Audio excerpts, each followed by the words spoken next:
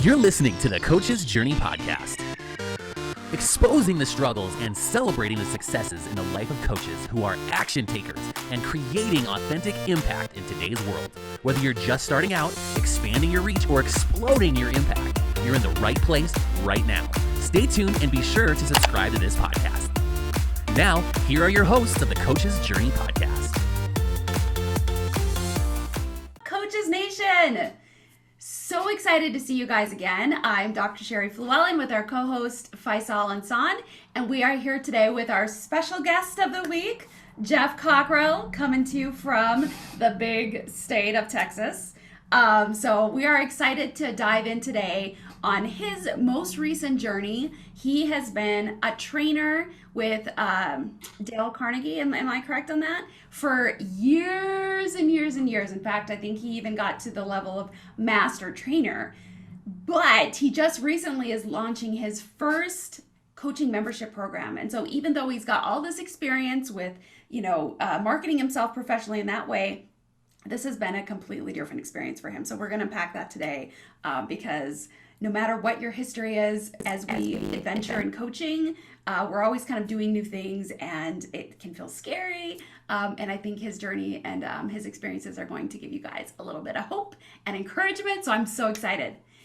Before we dive in, he's already laughing. Before we dive in, let's talk about a few wins. Jeff, what are some wins that you've had this week? Actually, going back to what I do for a living. Last week, I just actually delivered a Dale Carnegie course for 3 days, and it was great to see about 23 people transform. And part of it, it's one of the reasons I love Dale Carnegie's. It's kind of like group coaching, just in person, and there is a structured way that we're moving people through stuff. And so it is exciting. That was a win. Fantastic. And then, do you want to give us another win? You were just. Let me see here. Another win. Actually, one of the big wins was giving myself a little bit of grace this weekend. I was one of the great things about being live in front of a group for 3 days is there's a tremendous amount of excitement. One of the challenges is when it's done, I got nothing left, and so I had all this stuff scheduled for Saturday and Sunday, and I did not get it done. Normally, what I do is I go to my closet. I take out this really large club and I start beating myself with it. And I did not do that this time. That is a great win. Yeah, and part of that's because I have some really good coaches. And those of you who are listening, he is just, it's a metaphorical club. Not literal, it's a metaphor. Thank you. Don't send us messages asking if he's okay. Why can't it? All right. Oh, you can still send messages if he's okay. That's totally fine. But Faisal, what are some wins for you? My win, this is how much I love these conversations. This is my week off. I'm here, so that's my win. But yesterday we had a bunch of friends over, and I actually have a friend over who's part of our community as well, Lisa Glass, this Monday, and we had a great time yesterday, spending the whole day with friends, great conversations, connections. So it's been great, and I feel very relaxed. That's awesome. So is that why you didn't shave for us today? This is your week off. Yeah, my shaving is completely related to how long it gets, and I can't handle the trimming. And then I shave. Now, I know nothing about this firsthand, but I see my husband, and he's had the beard down his chest, and and he's a master. I don't know how he maintains that. Mine gets this much. I'm like, okay, it's hard to maintain this thing. Well, I don't know, Jeff, you could pipe in, but I think there's this sweet spot. If it's too short, there's problems. If it's too long, it's problems. It's kind of like the Goldilocks of it's just right. Yeah, I when I was in college, I thought, I'll grow a beard, and I got about 2 weeks, and it was just like. That's the beginning. I have to go home for Christmas. Once you get past that doesn't exist. That's the beginning. You have to get past that. Well, I went home for Christmas, and my youngest brother was, he was like 8 or 9, and so and at that age, at least they're pretty honest, and he and I have a good relationship. I said, "So do you like it?" And he's like, whenever I turned, walked in, and shaved it off. So, plus, I couldn't get anything to grow right here. So it looked weird. It looked like this. Now I want to see that. Jeff, can you grow it? Oh my goodness. So my win for the week is that I cannot grow a beard. Yes! That's a great win. As much as I try, I can't get enough hairs to get long enough. I'm sure your husband's quite happy about that. I'm sure he is too. Yes. He's like, I'll do the beard thing. I will totally let him. I will totally let him. So I would say my win for this past week has actually been around self-care. So I've had my shoulders when I sleep, I'm a stomach sleeper. Okay. So I'm like this, laying. And over the last couple of years, my shoulders have progressively gotten really like achy at night, and even to the point where like my fingers start to tingle, and and I'm like, no, like I'm physically healthy. Like this should not be happening. Finally, my husband was gone for a week, and I was just continuing to have issues just last week, and I was like, okay, I've got nothing to distract me from this, so I'm just going to get it taken care of. So I went to a chiropractor, I went to a physical therapist, and I went and got a massage all in the course of 3 days. So they all supported each other. I was told that my body is not totally deteriorating, that it was more of like related to some muscle imbalance. And so I'm working on that. And even within less than a week, dramatically improved, because I was to the point where like I was tossing and turning all night and it was miserable. So yeah, so I should have done this 2 years ago. Yeah. All right. So great wins. I'm sleeping. Faisal has a beard, and Jeff, stopped beating himself up physically and metaphorically. Mentally. And emotionally. And emotionally. There you go. So before we jump into the conversation even more, let's recognize our sponsor for this podcast, which is coasting. Where did that come from? The Coaching Mastery community. It's closed, but I guess that's what happens when I'm trying to laugh and talk at the same time. The wrong words come out.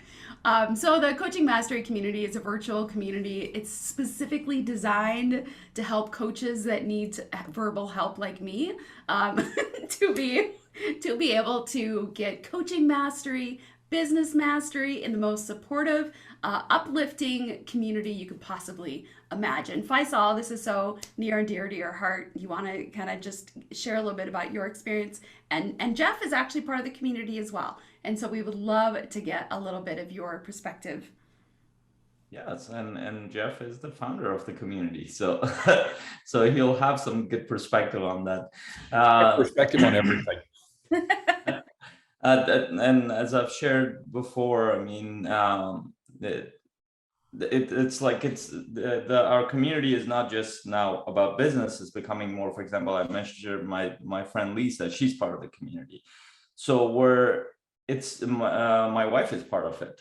So and the reason why I'm bringing everyone in, because it's literally where I'm thinking of it in terms of building a community of influencers and coaches supporting each other to grow their businesses, grow themselves, and create a bigger impact in the world. So if I'm offering it to family and friends, then this is really something dear and close to my heart. And it's something that we're developing for ourselves as well, just as much as for everybody else. Yeah. Awesome. Jeff. Yeah, it as Faisal said, I was the guy that had the original idea and just said, hey, anyone else want to do this? And it started out just as a group of folks, and we would coach each other, because often for coaches, that's one of the big challenges is we don't have the confidence in our ability to create transformation in others. And so we would just kind of set up this circle where everyone's coaching someone else. And then every week we would get together and talk about what we had learned about coaching. And as more and more people thought, oh my gosh, this is worthwhile, it has grown beyond just high performance coaching to whatever coaching modality. And the great thing is, as both Sherry and Faisal have said, is that first off, it's a very supportive community. We're all on the same journey. And the second thing is, what we realize is that we have a chance to practice coaching and to get feedback from another coach on how we did, not about the material, but about how we as a coach, because if we're going to be successful, we bring our own art to the dance. Mm-hmm. And it's just like dancers. we look at different, ballroom dancing, for instance. I did that a few years ago. And what I've noticed is that everybody has the same music, but all of the dancers look different. And I think it's the same way with coaching. We may be coaching through the same framework that another coach is coaching through, but we're not dancing. Our dance does not look the same. Yeah. Because we have a different partner, we have a different rhythm. And sometimes we have to develop that. And sometimes we have to learn that it's okay to be ourselves. And that's one of the reasons I love the coaching mastery community so much. Yeah. Yeah. Just this and week, many other reasons. Yeah, just this week I got to coach another coach, and afterwards we were talking about how things went, and I completely missed an opportunity. Like, she told me, like, hey, if you had not focused on these two areas and maybe asked, like, what else could this apply to? She said there would have been a couple things that you don't know yet, and then I would have totally probably ended up sharing. And I was like, dang it. Lost opportunity. But I never would have gotten that from an actual client. She never would have told me that, hey, you kind of missed this opportunity. Yeah. So just an example, like, we're always growing as coaches. So totally amazing. We are. All right, Jeff, Mr. Cockrell. Yes. How did you start coaching? What did that look like? How did you kind of dive into the pool of coaching? Well, so how did and actually, as I think about it, coaching has kind of been part of my life ever since I was an officer in the Navy. One of the things I realized early on was my success was dependent upon the success of my people. And there's a tendency to think, I'll just tell them what to do. I didn't want to work that hard, truthfully. I thought if I could help them get better, then they would do more of the work and life would be easier for me. I love your candor.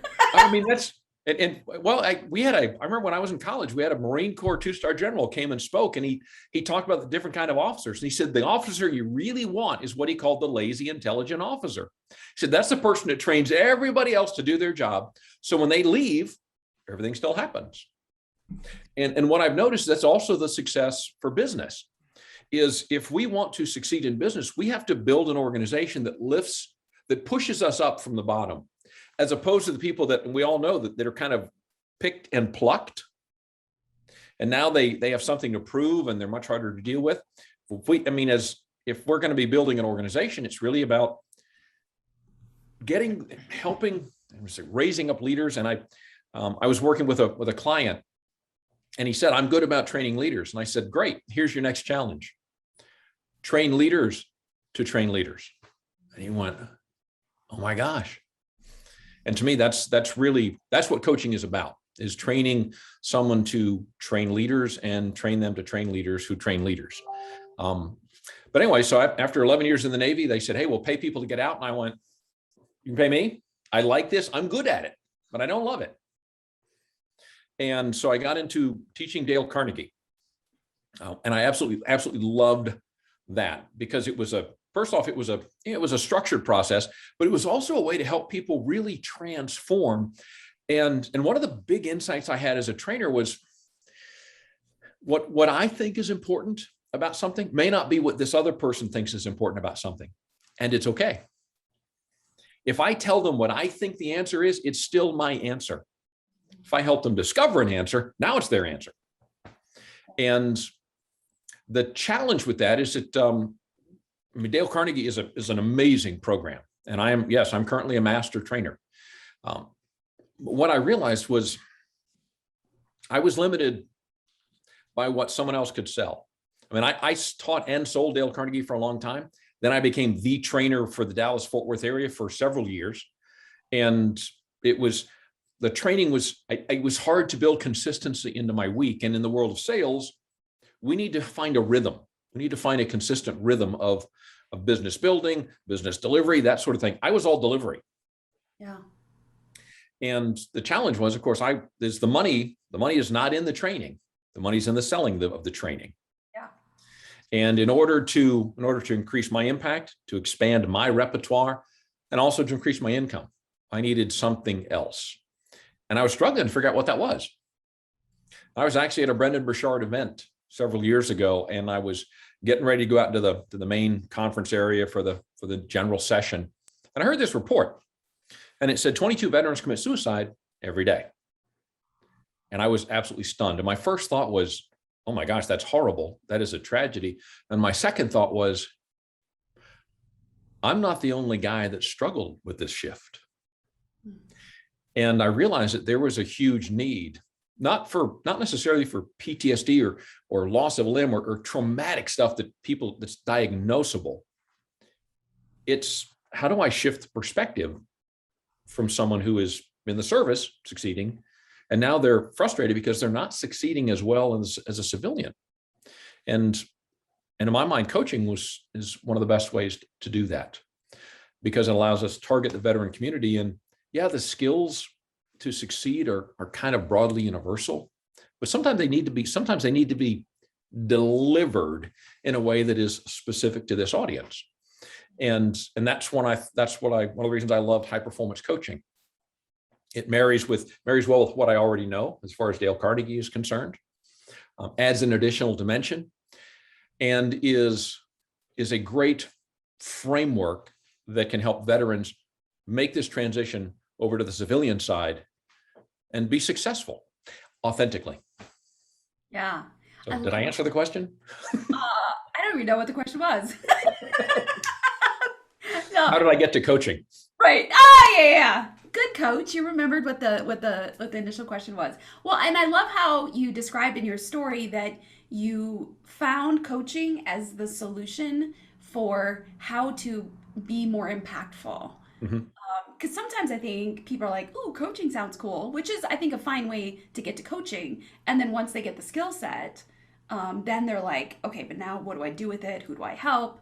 So there's kind of two ways I think that people find coaching: either recognizing its solution to what they already want to do, or moving in that way because something else appeals to them and now figuring out.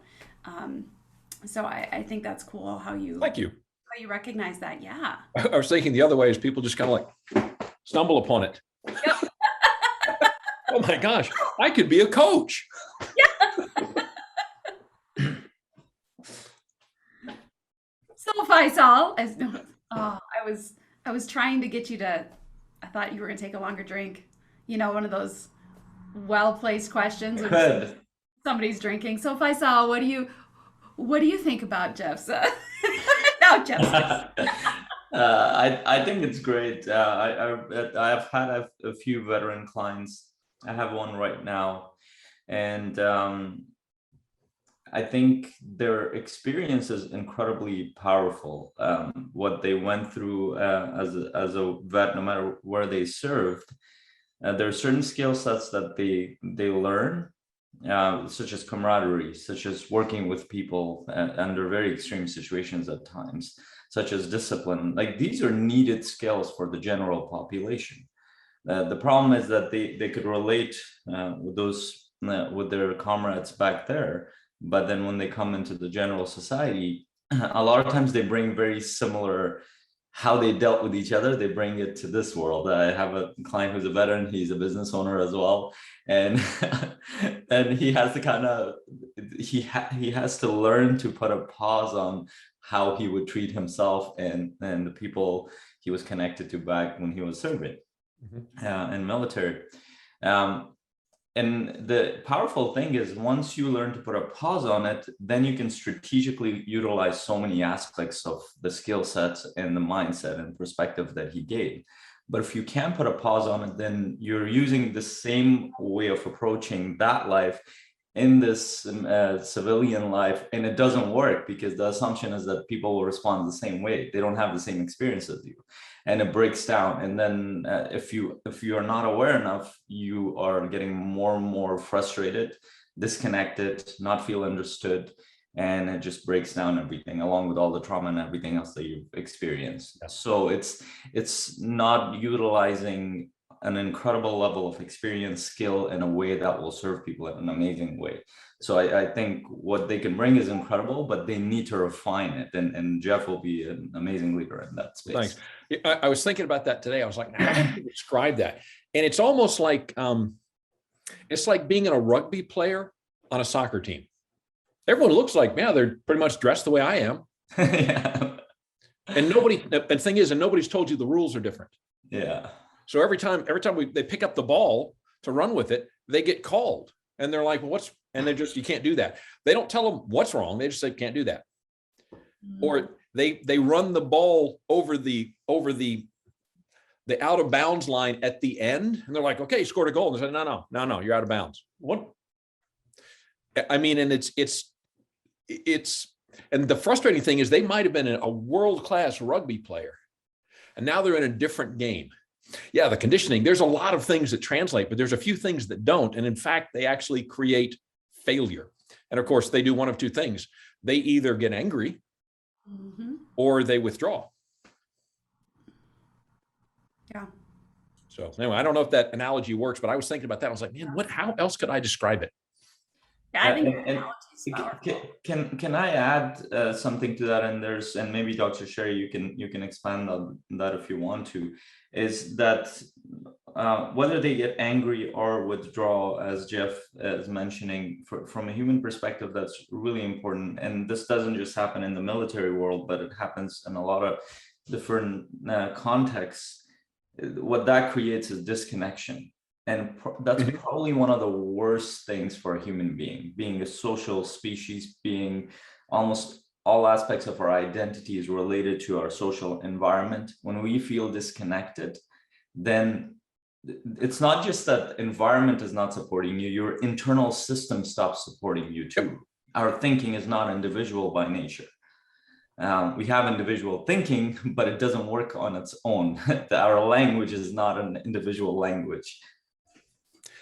And actually, you spark a thought, because it's actually, in some cases, it might be worse for veterans, because our whole career has been about working with other people. I mean, that's what's we're designed to fight as a team, to work as a team, to be a ship, a squadron, a squad, a platoon, a company. It's all about the group. And then when you talk about the fact that we withdraw and we separate ourselves from community, I'm thinking that's actually, I hadn't considered that, but it's almost like an addict going through withdrawal. So anyway, just a thought. Sherry, didn't mean to take away your opportunity to. No, I was just commenting. But what you said is super interesting, because you just had this realization about, kind of with what Faisal was saying about the importance of the community, of not feeling alone.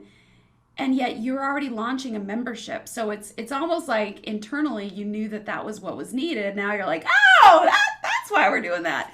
So can you speak a little bit to your shift? You said you became a high performance coach. What kind of coaching were you engaging in for the past few years? And then what made you, what helped you decide, I'm going to launch this thing, which you are just in the midst of doing? I would love to hear that. Yes. So what caused me to, I've been casting about for several years, trying to figure out what I should do. Now, I suspect that anything that I wanted to do would have been helpful. Now, I'm not saying that because I'm just like, oh, I'm so awesome. But there is nothing really for the vast majority of veterans that I know of to help them make this shift, and to point out the fact that it's not anything about them. It's the rules. The rules are different. The rules of engagement have changed. And just like with Iraq and Afghanistan, most of the rules transfer, but a few of them don't. And in fact, if you take them over, they actually will create failure in the other environment. What's one example of one of those rules that actually creates failure? Well, one of the things is Afghanistan does not really have a nation mentality. It's tribal.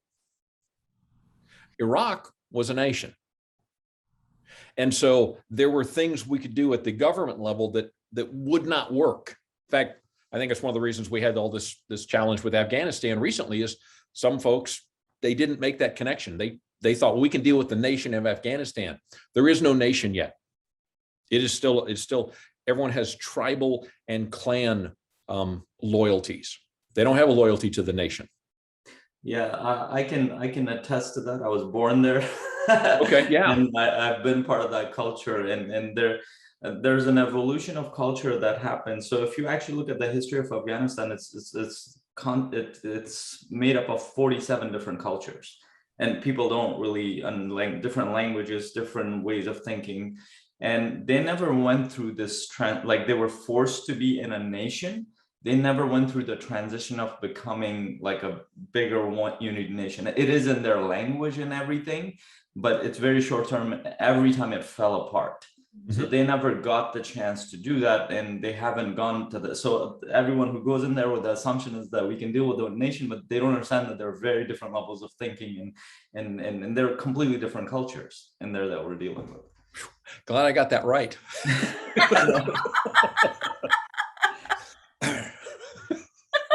Okay. Yes. Thanks for the support, Faisal. No problem. I would have corrected if it wasn't. But for instance, that's an example. Is it and here's by the same token, if we take this tribal mentality and apply it to Iraq, then we're going to make the job much harder to accomplish what we want to in that nation. And it's not that either one is bad. They just don't work in the other environment. And it's the same thing with veterans. And in fact, kind of alluding to what we talked about earlier, this need for camaraderie, as I've been kind of casting about, one of the challenges is I've been doing this on my own. I mean, I've been kind of by myself trying to figure this out. And so I start a couple steps down the way and I'm like, oh, is this going to be enough? And I start in the self-talk. Well, it's not going to be good enough. I'm not sure I can maintain it. Is it really going to be valuable? And we don't know until we actually do something, until we actually start. And the other aspect, in the service anyway, obviously we're always striving for perfection. And one of the things the military is really, really good about is pointing out where you did not achieve perfection. And so we internalize that, or at least I did, where I'm really good about pointing out to myself, oh, well, I wasn't good enough here. Yeah, everything else was awesome, but everything else was 100%, but there was a 98.7 right over here. And man, you're terrible. You're a bad person. You'll never be successful. Now, does that make sense in the real world? No, but it's what goes on in our own heads. And so that's been the biggest challenge, has been fighting my own internal battles. And one of the things I've realized is if you fight it on your own, or if I fight it, I'll never win. I'll never win my own internal battles by myself. Yeah. I need support. I need people telling me, hey, you're making progress. You're doing good stuff. Now, it may not be for someone else, but I know for me, being part of a community of coaches and really seeking individuals to surround myself with who are growth friends, but people who are focused on moving forward, who are willing to celebrate my successes with me and challenge me to be better, not by saying, well, you're really terrible at this, you need to improve, but it's okay. Well, how do we get to the next level? Often it's just how it's positioned. And that has been huge for me, not only in helping me move forward, but also one of the big challenges was, okay, I guess I'm actually going to have to get coaching from somebody in this area.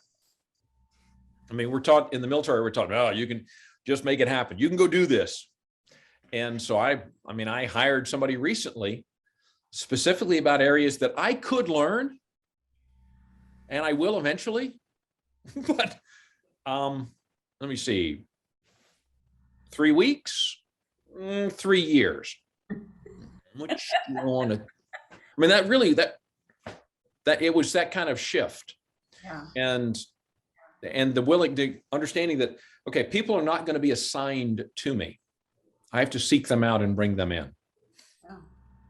And I think that's to me, that's just a great reminder. I mean, you're preaching to the coaching choir, right? Like, I know. We're all coaches, or most of us listening are. But sometimes that perspective that part of our role in people's lives, at least this is the way that I perceive it, is to help them make that shift faster. Like, I know the path, and what I do and what I help people with, I know the path. And so we can help them achieve that faster. And so as you realize that, how did you make the decision on what your offering was going to be? Because it's changed a little bit It's changed significantly. So what is that thought process of how did you what did you do? And then why did you shift a little bit? Okay. What does that look like? Well, when I first got certified, I was told, all right, you need to get individual clients. And your best clients are currently in your network. Okay. Most people I know me as a Dale Carnegie trainer. And so when I talk to them about high performance coaching, it's kind of hey, we've done 12 weeks or currently 8 weeks together. And I'll admit, I have not pushed very hard. And as I thought about it, what I realized was where my heart is drawn is to veterans. I believe that's the community that I'm kind of called to serve. And so I thought, individual coaching. But who do I find? How do I find those individual veterans? And I'll do group coaching. But how do I attract those people? And it really wasn't until I actually had a chance to talk to Tom Teague, who is a really kind of a Kajabi expert, and he's really a business strategist. But he was the guy I hired, and we talked. And actually, I ended up hiring him after he helped me develop the strategy. And we were just kind of talking about what I would like to do. And through the course of the conversation of bouncing ideas back and forth, came up with the idea of getting people enrolled into a workshop.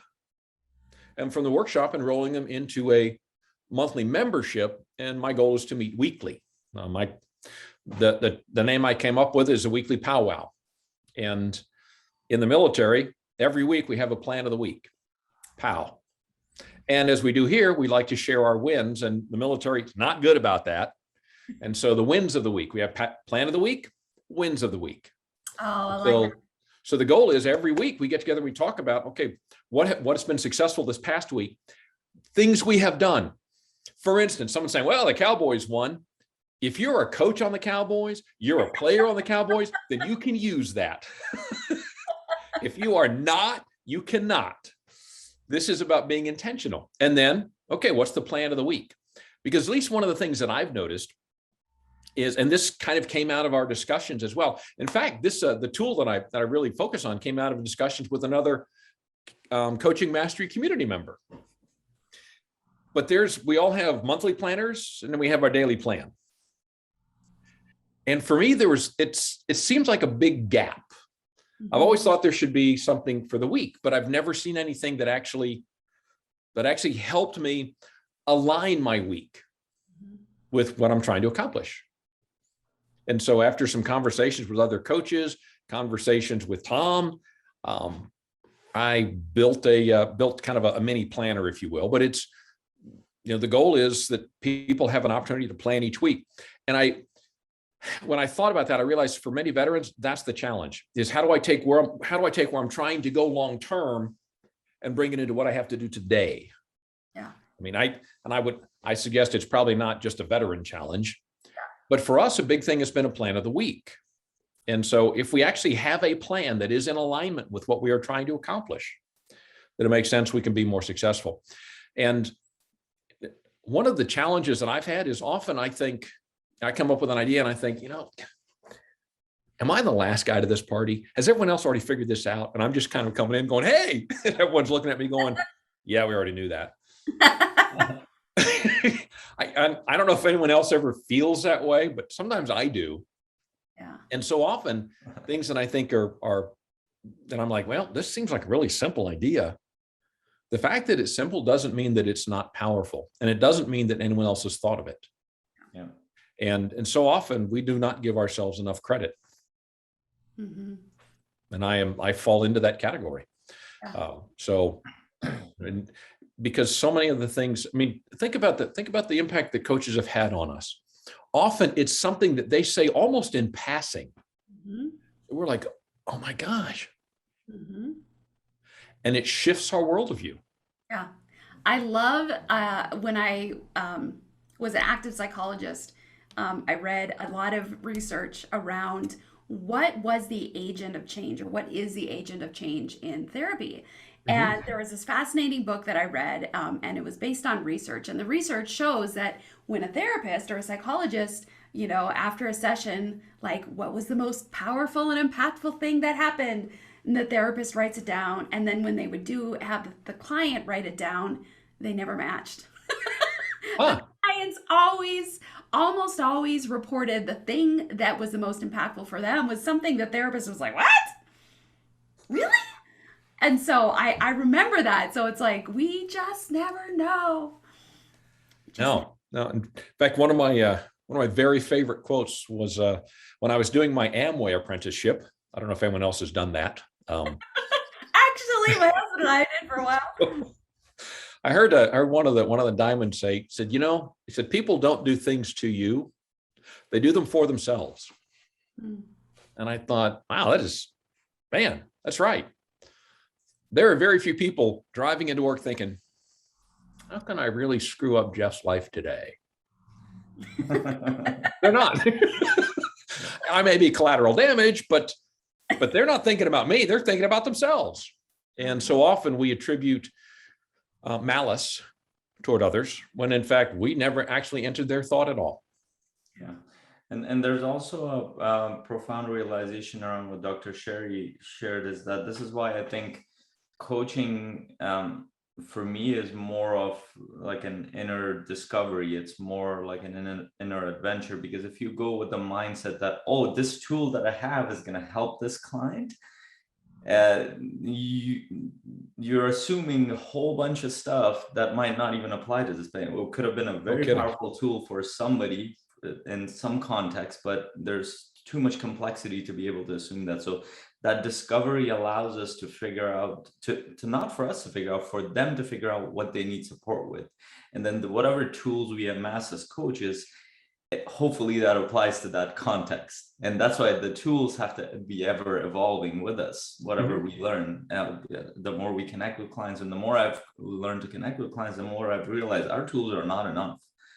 No. You have to keep learning and expanding, because first of all, human consciousness is incredibly complex, and people who might seem like, oh, this is going to solve their problem. That's not the case. It's like when you go deeper with people, the complexity gets more and more, especially as you work with them more and more and more, because naturally speaking, when people find solutions to their basic problems, they want to create more problems for themselves. Their goals get bigger. So they do. They tend to need more support in that area, which is really cool. So taking that thought that Faisal said one step further into what you're doing, there's kind of, we talked about this a lot in our community, that there's kind of a couple levels in which we serve clients, and thinking about how we market. We need to talk about, when we market, we need to talk about what it is that they think they want, or what is the surface level issue that we are addressing. But then we know, as coaches, we know that once we get them and once we get to work with them, there's this whole other stuff that really needs some attention and some work. So as you created your community and this membership that you're in the beginning phases of launching, can you talk a little bit about what is that surface level thing that you're attracting for prior service members to, and then what do you expect to really get to help them with, kind of on the long journey? Sure, you bet. For most, at least for the military, again, and here's the thing, I can speak from my experience, and then what I realized was that actually it's more generalized than I thought, is that there is an ongoing frustration with, I am working so hard and I'm not experiencing the kind of success that I should have, whether it's professionally or sometimes personally. I'm doing this stuff that used to work, somehow it's not working. And so it's really about addressing that frustration and letting them know that there are some skills some perspectives that if they will shift them, some techniques and strategies that if they will employ them, it will it will help them be more successful. Mm-hmm. And so often people are looking for the thing. Oh, if I just do this differently, then everything will be wonderful. The challenge with that is that if we just do the behavior change, it doesn't last. If we just shift their emotions and perspectives, it doesn't last. They need to be married up. They need to be connected. We have to do both in order to get them to actually change the outcomes that they're achieving. And so what they're looking for is something that's going to relieve their frustration, something they can do, some specific tactic, strategy that they can employ.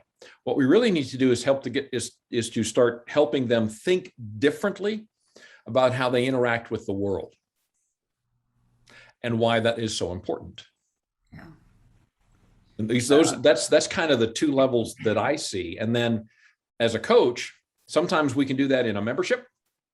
For some people, that'll be sufficient.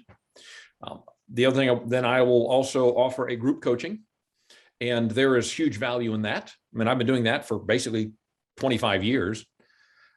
And then for specific individuals who are looking for specific, how do we handle specific challenges? It's taking them to the next level. In every case, it is, here's some strategies. Here's how to think about things differently. That's the underlying support. And when we connect to those two, then what I've noticed is the behavior, the outcome changes over time. It changes and changes consistently over time. So I want to clarify, you mentioned group coaching and membership. So I'm guessing they're separate, because for me, it's my membership right now is my group coaching membership.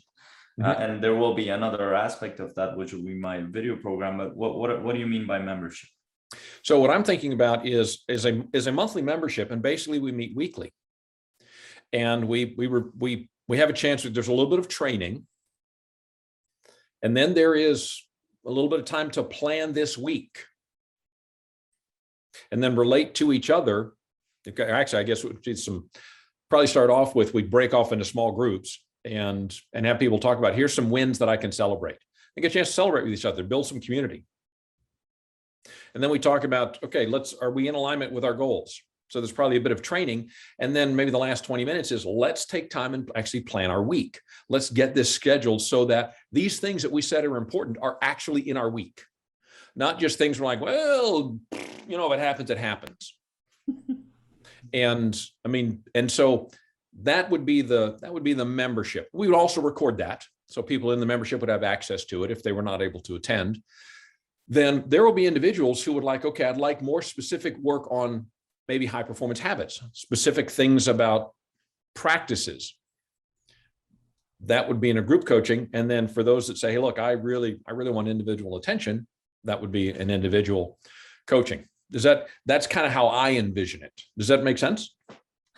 So from what from what I can tell, your membership is more aligned with helping them kind of connect with other vets or other members, and so build that community piece, and also get organized and clarify their approach in their life. Yes, sir. That's kind of where I'm thinking. Okay. That's really cool. Well, one thing I want to add, I loved how you put it, that there's has to be a marriage of the perspective shift and behavior, and then there's emotions in there too. The one thing that I've noticed, especially when you come from a structured background, and I didn't do military, but I came from a culture that was more structured than, let's say, North American culture. So there were certain bounds. So religious people face the same thing. There are certain bounds. Your structures are clear, and it has a lot of advantages to it, because when we have that structure, we feel like we can navigate it easily. It's not as complex as when you come into a world where, like, figure it out. Yeah, I know. Yeah. So here's the challenge I feel like happens, whoever comes from any kind of structured background, to an extent we all do.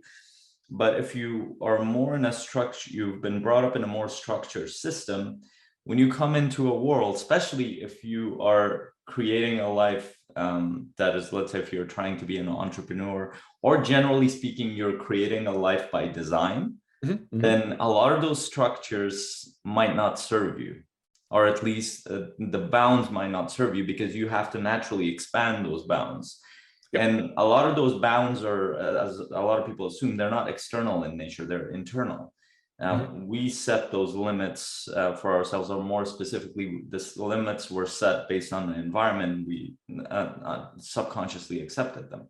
So the perspective shift that I've noticed, and I love what you said, that sometimes all it takes is just one perspective shift. But then how do we make it deeper? How do we embed it deeper into their psychology, into their behavior, that it becomes a part of them? And that's where, and you mentioned success. So the concept of success has to be clarified individually, especially as we build a life or design a life that's by design. It can't be collective definitions of success, happiness, and all that stuff. You have to internally look at what you're looking for personally. And I love the group settings in that sense, because these thoughts come out and people don't realize how many of us think alike. We have the same problems, we have the same ways of looking at things. And then within those conversations, we're the ones who are creating this. So how do we shift this forward? And then a coach is there to guide the conversation in a lot of ways. So it's really, really cool to watch people shift within those group coaching or membership areas. And it can be incredibly transformative, especially because it's a social and learning environment. You get all the other benefits of connection and support and acceptance, everything else that we need. So I really love that approach. I remember hearing a lady who was a partner in an accounting firm. I'd done a workshop in Lubbock several years ago, and it was 2 hours. It was on goal setting. And she told me later, she said, I remember I put my kids to bed and I'm sitting on the couch and I just started weeping. I'm thinking, why? And she said, well, because of your workshop. I'm like, great. That's exactly what that's my hard work. That was my goal. I want to make people cry. And she said, no, what I realized was I was not happy in my life, and I had not realized it. I wasn't happy, but I didn't know why. And she said, and so I made some significant changes. She ended up buying the business she was a partner in. She changed her health, and actually they started, it was one of the things that she ended up getting on TV as they started interviewing her about the changes she's made. But it was because she got clarity around what success was for her, to your point, Faisal. And that's one of the reasons I want to do this workshop, because the workshop's all about identifying what is the life that we want to design. Because you're right. In the military, people tell you, here's the objective. We're like, okay, that's where I'm going. And our whole life is designed to support achieving that. We get out of the service and now we're like, okay, what should my life be designed around? Yeah. Your life should be designed around your life. And rather than design your life around your job, we need to make sure the job supports the life we want. Yeah. And if it doesn't yet, we're moving toward it. And we have those relationships. And a big chunk of that is that's one of the mind shifts that I believe veterans have to have. The challenge is we have been trained for years that it's all about the mission. And as we all know, we tend, particularly under pressure, we tend to do what we've been trained to do. So at work, when there's pressure, we go back to that. At home, when there's pressure, we go back to that. And it's helping them see that shift. And then you're right, embedding that into who they are. And that takes time. That's a heavy link in a chain to break. There's another component that's really helpful for everybody, not just the veterans. That's really powerful. So one of the trainings that I take my group through, I do a vision building exercise where they get to see in their heart what they really want. They visualize it. And then the second one that I do within my group, and I'm going to do that next month as well, just coming up with a new year, is strategic goal setting. And this is where I didn't realize. It's one of those things like, am I the last one at the party? But when the first time I did it, it was my members' faces that were the most, like, I watched the video and I watched the video afterwards too.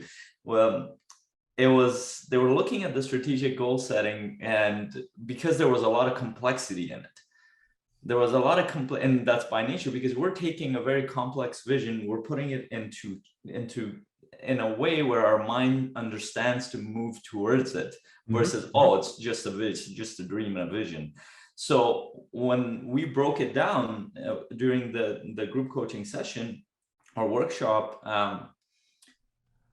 you could see that they're like, oh, that's what it takes. And then it made me realize, oh, that's actually that's a normal reaction to that, because what happens in our life, most of our life, whether you're in military or in any other part of our life, we were told what to do. We were a small part of a bigger mission. So that mission that any, let's say, military, like every person knows a component of the mission. Yep. There's a design behind the mission. When you go to work, you're part of the job, but somebody has done the thinking. Now, when we go to a life by design, you have to do that thinking, and that's the hard work. And when you go there, there's a lot of overwhelm, because first of all, we're not taught the skill sets. Second, when we get into like, holy shit, how do I break this down in a way where it makes sense? Because if there's too much information and they're not clear action steps, your mind won't understand to go towards that direction. So that mission would have to be redefined in the context of the new life that they have. And if you can't redefine that, then you will always go to the simple mission of what's the next thing I need to do towards that mission. And they haven't defined the mission yet. And we all do it in some way. So this is one of those things we take for granted. There's a lot of complexity to our life, to our inner world, to our outer world. It requires a lot of guidance. It requires us to rethink our life in so many ways. Two things come to mind. One, it's interesting. There's a lot of complexity to achieve the simplicity that we want. Yeah, the idea is very simple. and the second thing, and I was reminded of a quote by Henry Ford. He said, "Thinking is the hardest work there is, which is why so many people avoid it." Yeah, it really is, and that is funny too. So, but it's interesting that there's a lot of clarity that comes through action, and one of the challenges is to make sure we continue to act, even if we're not sure. We've thought through, okay, here's where I want to go. Then I'm not exactly sure where the next step is. I just need to take it anyway. And so often there's a desire, at least on my part, I want to be able to see every step along the way before I take the first one.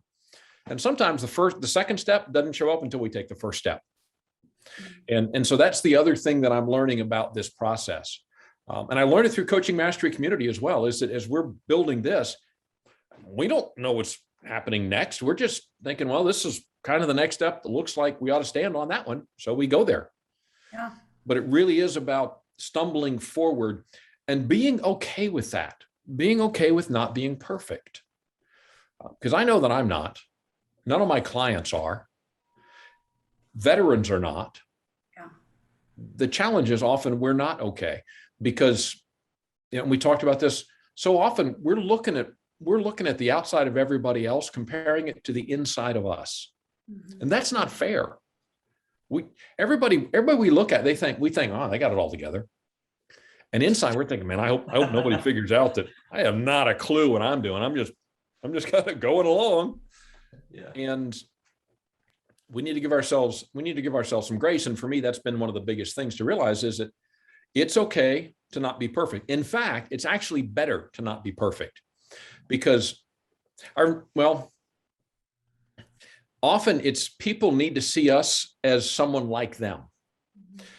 I was doing a class and in Dale Carnegie, and one of the things we do, have people stand up, say their name, and then I just have a conversation with them. Now we're doing it, and they're in front of, this was a class of 44. So I've got 4 people standing up together, actually seated on a table at the front of the room, now that I remember. And so they're in front of 40 people plus me. So there's 82 eyes that are looking at them. And I said, so tell me your name. And I'm 2 or 3 down. And then I get to this one lady. I said, so tell me your name. And she just burst into tears. She was so terrified of speaking in front of a group.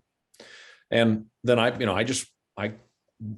got her to calm down. I said, so just, and helped her through that. And as she gained her confidence, I began to step back. I was talking with a couple of my graduate assistants afterwards, after the class was done. And I was like, man, I really felt bad about that. And I remember Eden looked at me. She said, why? You couldn't have planned that more perfectly if you'd tried. And I said, what do you mean? She said, the whole class saw you save her. There's nothing you could have said that would have been as impactful as what you did. I thought, that's a great point. And so often we forget that what can be most impactful for our clients is for them to realize that at one time we were where they are, that we struggled with what they're struggling with, and that we are still struggling forward, that we're just, in that respect, we're just like them. We may be a little bit further down the path, or sometimes we're not even further down the path. We're just walking alongside. And as we all know, if 2 people are looking at the path, one of them's going to see it differently than the other one. And sometimes we can see the potholes that they don't see.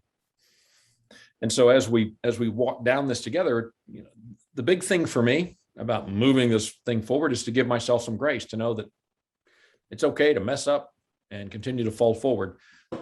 Even if I fall on my face as I'm falling forward, just fall forward.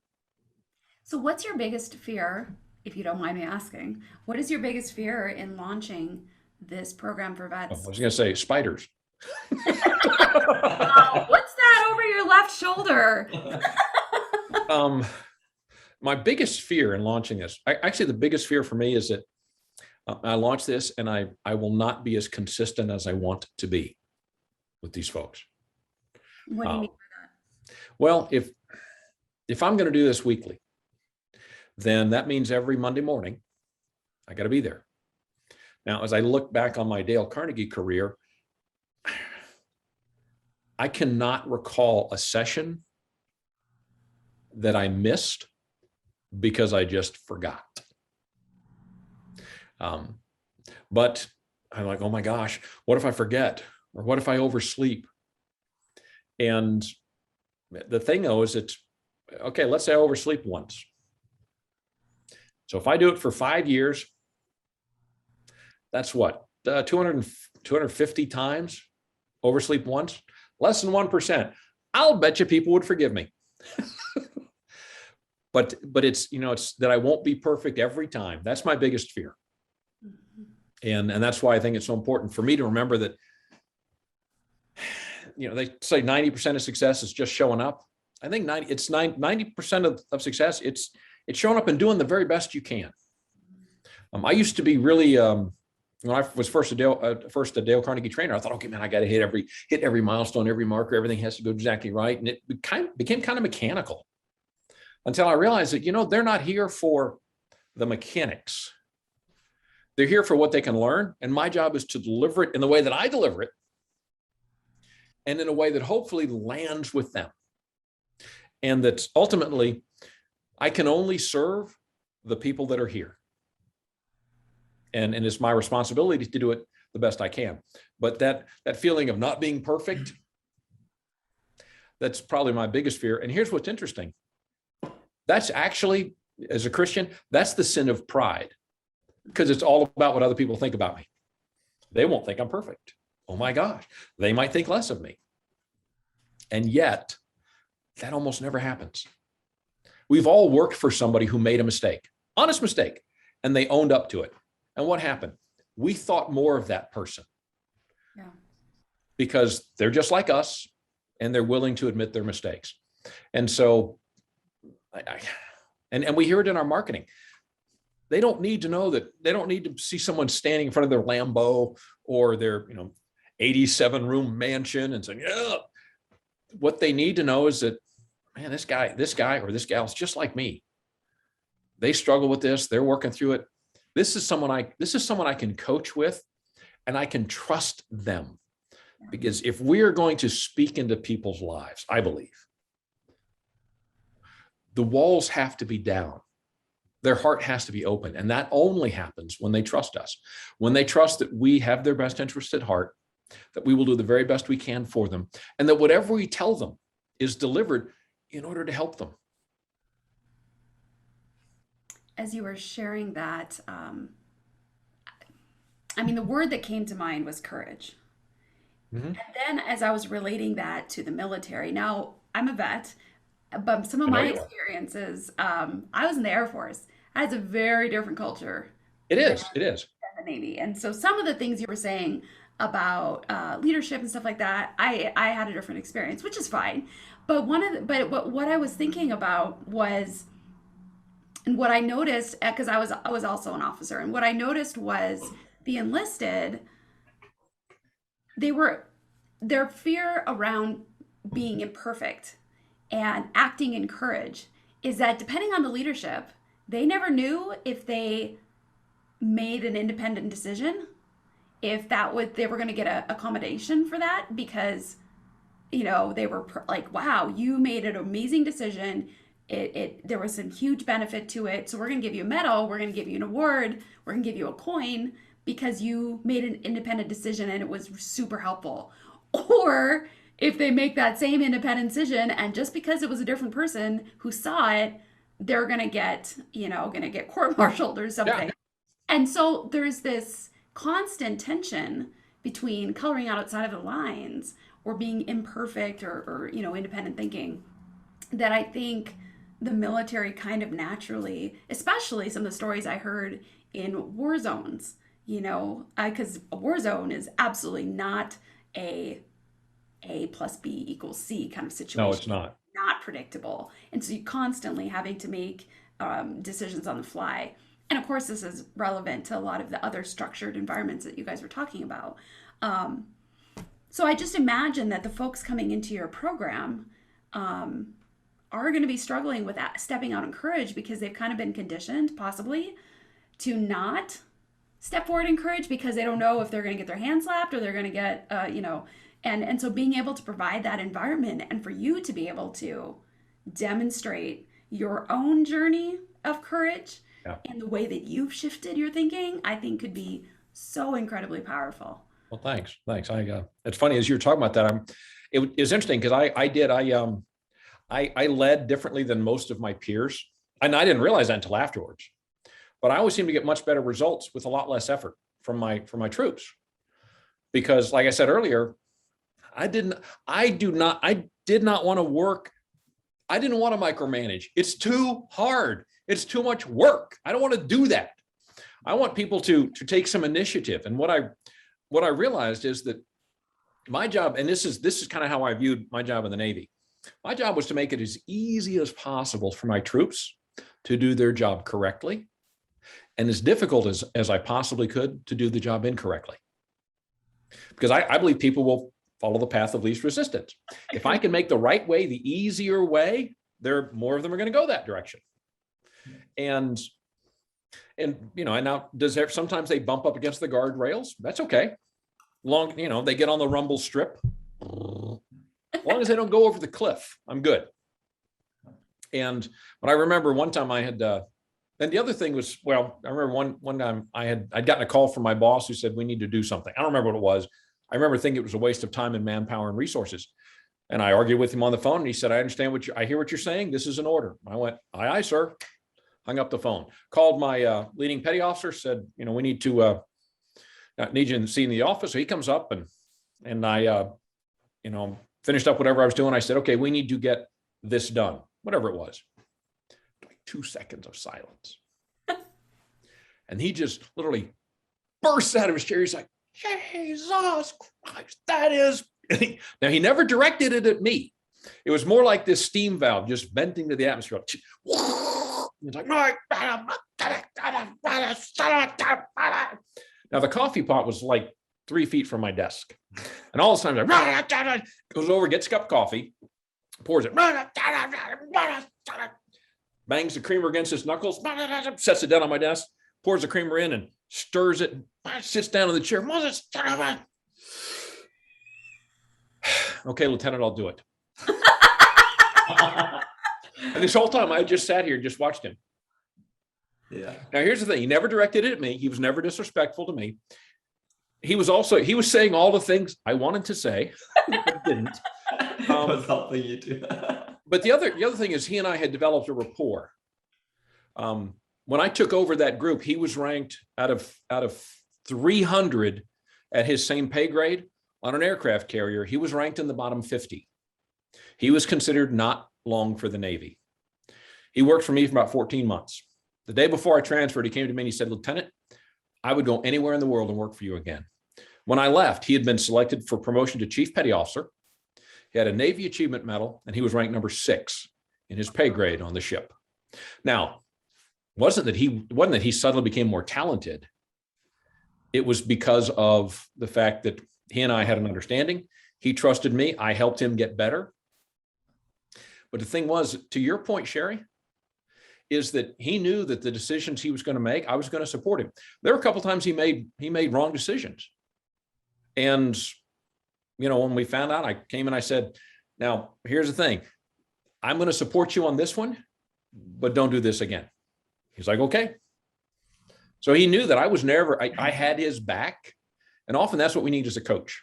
We need that coach who has our back, who's not going to beat us up for the mistakes that we make, who'll challenge us on them and encourage us to do something different in the future. But it was, as I listen to that now, admittedly, that little event happened maybe twice in the 14 months that he and I worked together. Oh my gosh.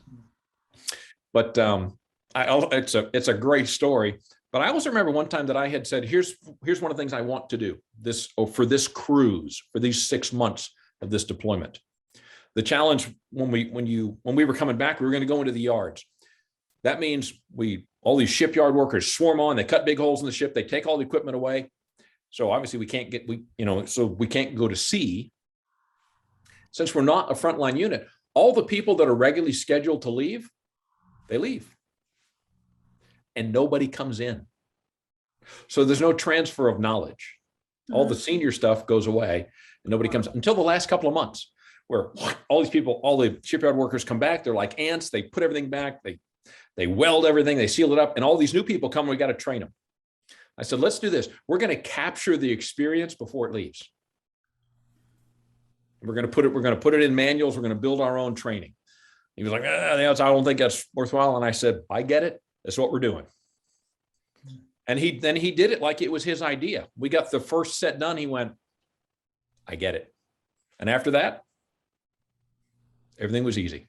And so sometimes, we do have to drive people a little bit and tell them, hey, this is the way we want to go. But ultimately, it's when people trust us, they know that we're working together. And there's so much that we can ask of them that they will be willing to do, because they know that there's something that we see that they don't. And they trust us enough that what we are seeing is better for everyone. I think this idea of building this trusting environment has come up a couple times professionally for me just in the last week. Our conversation, our podcast episode last week, I think it was last week, about group coaching. You had an episode? Oh, podcast episode. Got it. Yeah. Let me clarify. My mental break episode. No. It was, with group coaching, it's so important to foster a trusting environment. Otherwise, people won't be vulnerable, and then they won't get the value out of the community, out of the content, all of that. And I'm working on building my own kind of program as a coach and kind of getting all that stuff figured out. And I was doing some market research phone calls with different people. And one of the gentlemen pointed out to me, which I hadn't really thought about yet in this process, my stuff's going to be there's going to be some people's financial stuff and in the program, like that they've got to share so we can work through stuff. And he's like, if I were in this program, I would need to have a lot of trust in the other group members and you as the leader and the facilitator of this. And I was like, oh yeah, I hadn't really gotten that far in the whole planning process, just trying to figure it. But that was so important that was brought up, that trust. And so what you're talking about facilitating that trust is so important.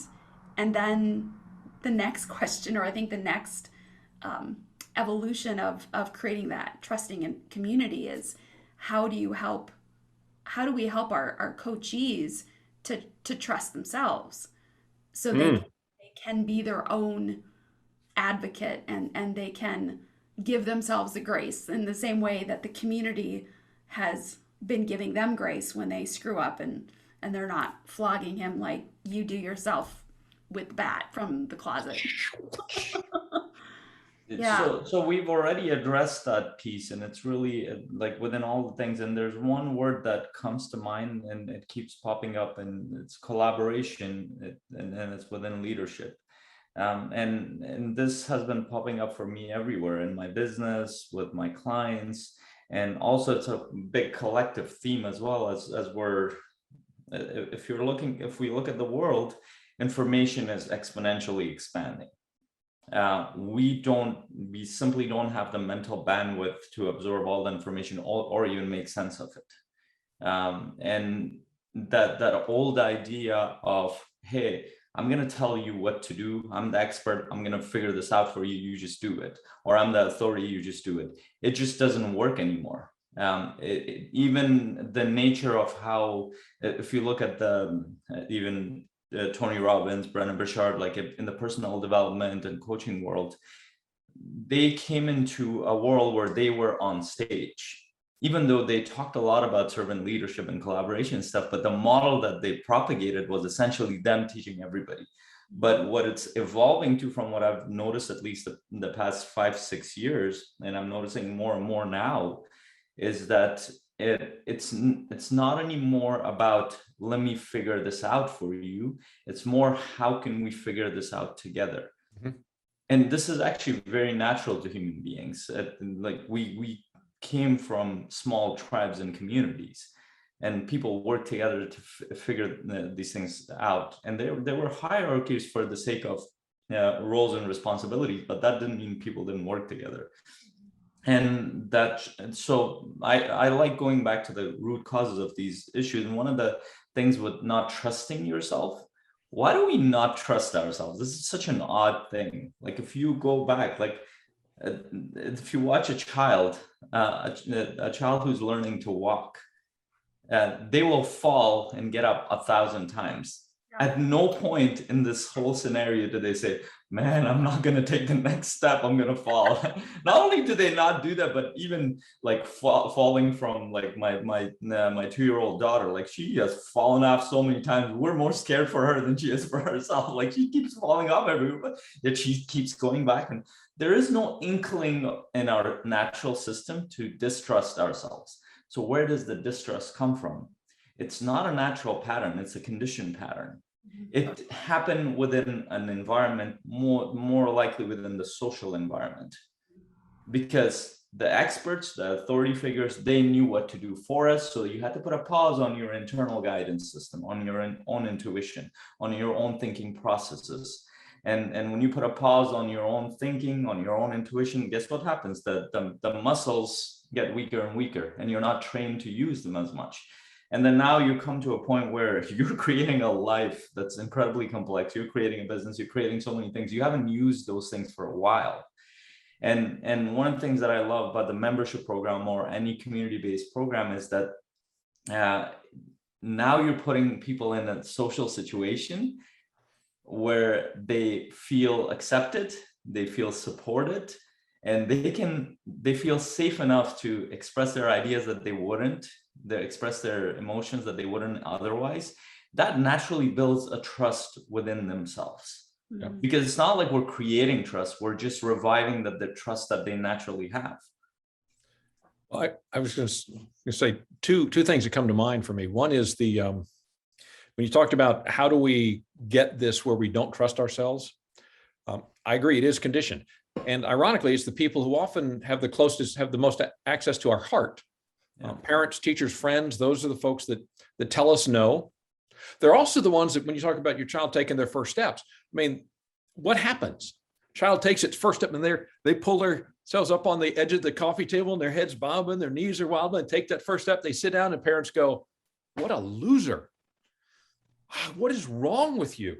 Now, if they did that, the child will be less likely to take that second step. But no, what do? Oh yeah. I mean, they encourage, and that child smiles, they crawl back over and lift up, and they take maybe 1 or 2 steps and then fall. And the parents are like, that's awesome. And they are so encouraging. And so there is that conditioning. There also, as you said, there's community, and when I think about collaboration, part of it is breaking down that belief that I'm not good enough. And that's one of the reasons that I think building that community is so important. And to your point, you're right, that I like that about Tony Robbins and Brendon Burchard. It really was servant leadership, but they're kind of telling us, here's what to do. And I know they're trying to teach us so that we will do it. But it is very close to the model of the teacher telling us. And there is tremendous power in the community. And Sherry, you made a great observation about coaching mastery community, one that I've used several times, where you'd said that in many of the communities you were part of, it's all about following some guru. The coaching mastery community was never that. It was never, let's follow somebody. It was, let's, as a group, get better. Yeah. And so, and part of it, I think one of the things we're also learning, how do we do that as a group? How do we structure that growth so it happens more rapidly as a group? But it's less about one person and more about all of us. And I think that's also one of the powers, Faisal, to your point about memberships, is we create that environment of trust. And part of that is, we've all heard this, we can't expect our clients to go where we haven't been or where we are not willing to go. And part of that is the willingness to be vulnerable, because it does take courage to drop the walls. Yeah. And as we do that, then people are like, okay, they're willing to do it. And so they start lowering their drawbridge just a little bit, maybe peeking up over it. Mm-hmm. And when they realize that, okay, nobody's shooting arrows at me, we'll actually start to lower it a little bit more. And as we build this community, and it takes time to build that. Trust is earned. I don't know that it's, when we say trust is built, I agree. I don't know that it's something we don't have. It is something we have to earn from other people. And we do it by being willing to be vulnerable ourselves, to accept the vulnerabilities and failings of others, to give them the grace that we would give ourselves. And in fact, in my case, give them more grace than I would give myself. Yeah. And I mean, and it is, and to realize that our job is not to have them follow us, it's to have them improve. And if they happen to get that from someone else who happens to be part of the community, well done. We've become the lazy, intelligent officer who trains everyone else to do what we do, so everything still happens. www.lazyintelligentcoach.com. I need to go look at that. Yeah. You need to go buy that domain and write a book. should, yeah. So there is one little point that would wrap it up, and I love, so the Tony Robbins, Brendon Burchard, like these guys were amazing. They still are the next evolution of the last, and I consider us the next evolution. Even Brendon Burchard himself has said this is like, we're passing down knowledge, and this is an actual industry now. And so, and the evolution is actually more based on what people need and what's happening in the bigger context of the culture. So that collaboration is coming more and more. So one of the things that I really loved when you shared that picture of the image of your members within Dale Carnegie training around the table, that's what in a sense, what I want to see on stage more and more, not one person, because there's a power in giving the model, not just teaching, but I don't want to see one person on stage anymore. And even if that person is there, they're giving credit, they're showing that they are not alone, because it's an illusion. Whether it's Tony Robbins or Brendon Burchard, that illusion, like, I carried that forward for 2 to 3 years of my business. Oh, they're doing it alone, why can't I do it? But even though they said that, they're not. There's a whole army of people supporting them. Yeah. It's not true. But modeling that on stage in your business model is incredibly powerful, because it doesn't just teach, it shows people. And that's how we learn as human beings. That's just one last point. Totally agree. So Yeah. So, Jeff, we've got 4 questions that we like to ask all of our guests. Okie dokie. And let me just confirm, lazyintelligentcoach.com is available. Is it? Ah, Have okay. it. I will be. I'll be right on there. I'll be right on there. Yeah. I'll be. Nobody on the podcast get it. I'm gonna get it. I'm gonna get it. Nobody else. Nobody else. Jeff, what is one of the most influential books for you in your coaching journey? Oh my gosh. Actually, one of the most influential books is Dale Carnegie's book, How to Win Friends and Influence People. I know it's an old book, but it's really simple concepts that have been proven, and they're incredibly powerful. And like most simple things, there's a lot of depth to each one of them. Yeah, great. What are your hobbies? What do you do for fun when you're not, when you're not working, you're not building your coaching program, doing a seminar? I haven't done that stuff in so long, but here's what I like to do. I do like to golf. Okay. I like to ski, Okay. and I like to sail. There in Texas, isn't there? What's that? A lot of good skiing there in Texas, right? Yeah, there is. There's a lot of lakes on a hill.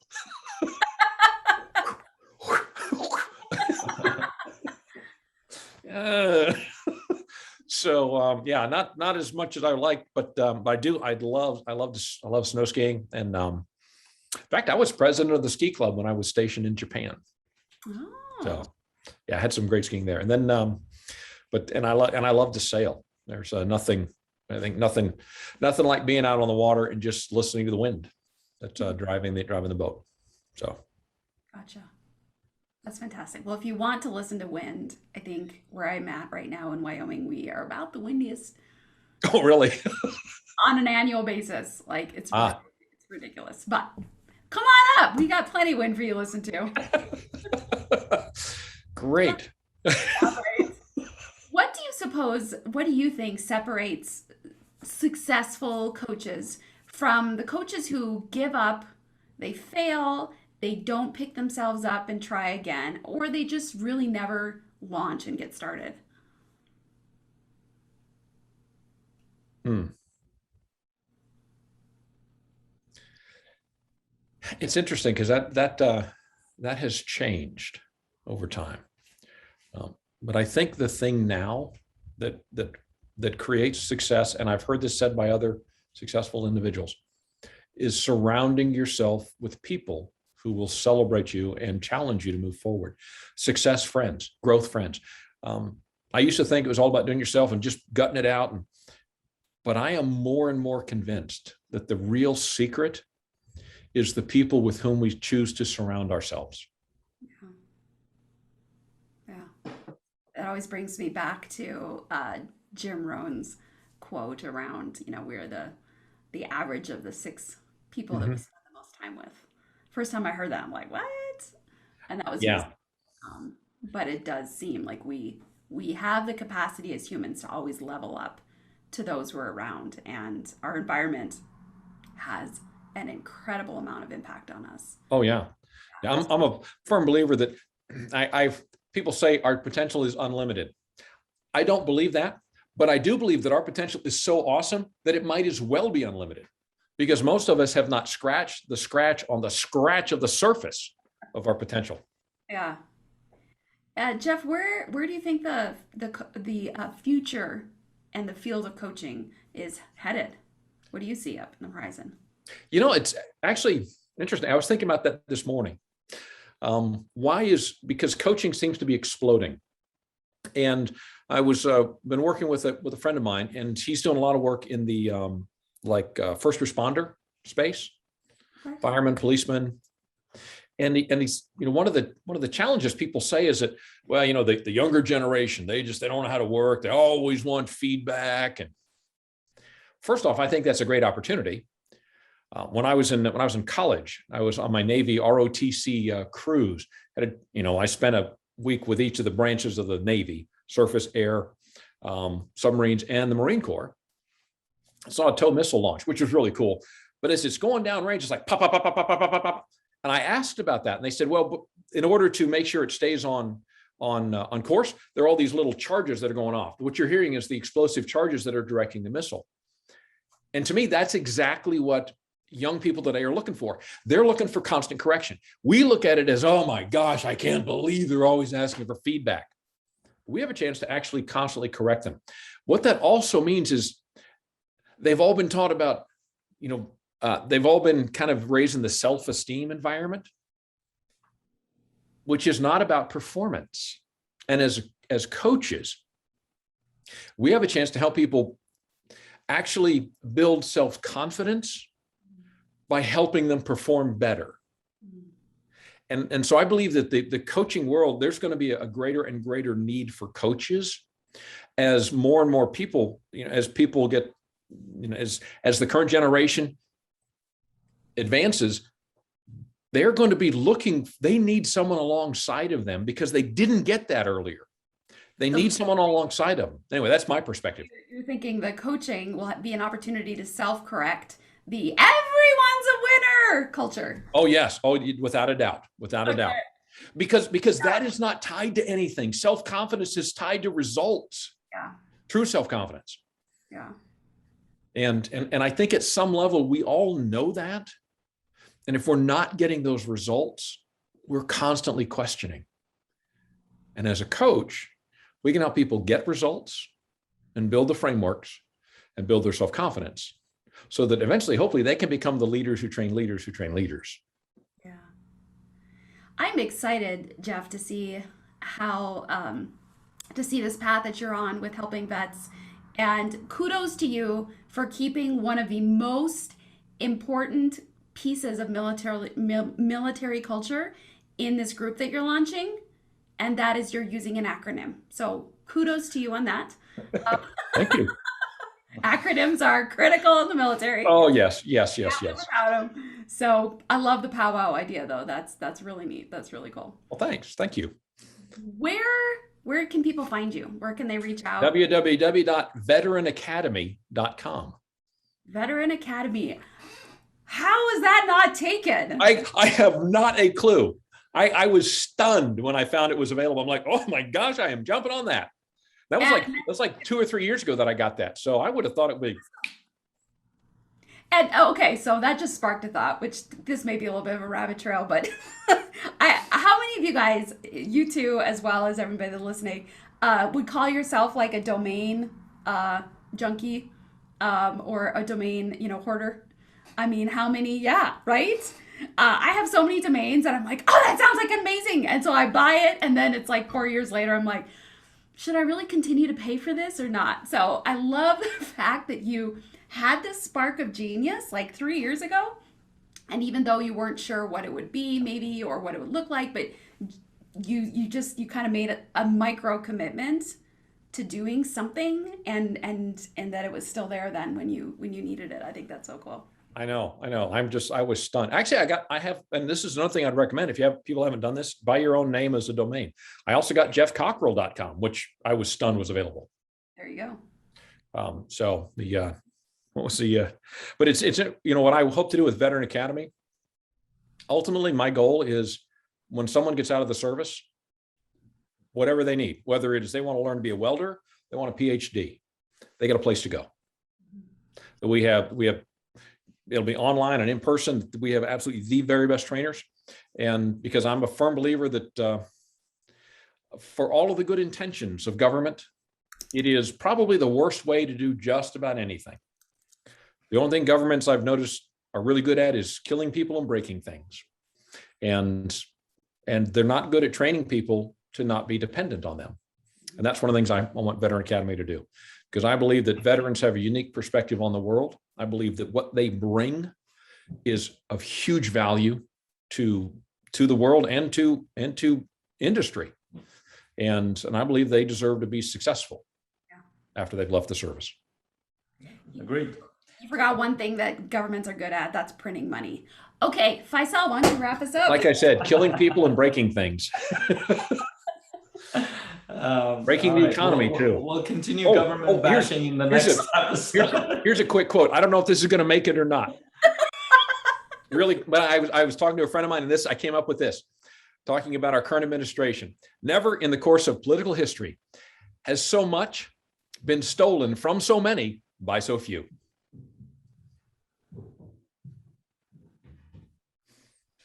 Yeah, I'm sure this is going to keep coming up, especially if we're dealing with entrepreneurs. They have a lot of beef with governments, generally speaking. So we'll talk about this moving forward. And we just want to thank you, Jeff, for taking the time to be with us and thank you. Being on the path of service, especially we're in an area that's much needed right now.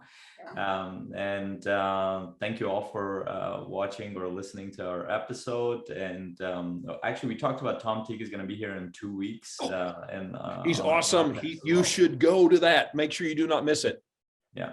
And we're continuing next week, same time, 10 a.m. Eastern, live. And you will also see this on YouTube and on podcast platforms. Please reach out to us anytime you need us in terms of our community, coaching and mastery community, or if you just want to have a conversation, please let us know. If you want to be on our podcast, please let us know. Other than that, make sure you like this video, share it with a coach, and we look forward to seeing you here in our next episode. Bye, guys. Bye. Bye. So we just stopped the recording or what? You're listening to the Coach's Journey Podcast.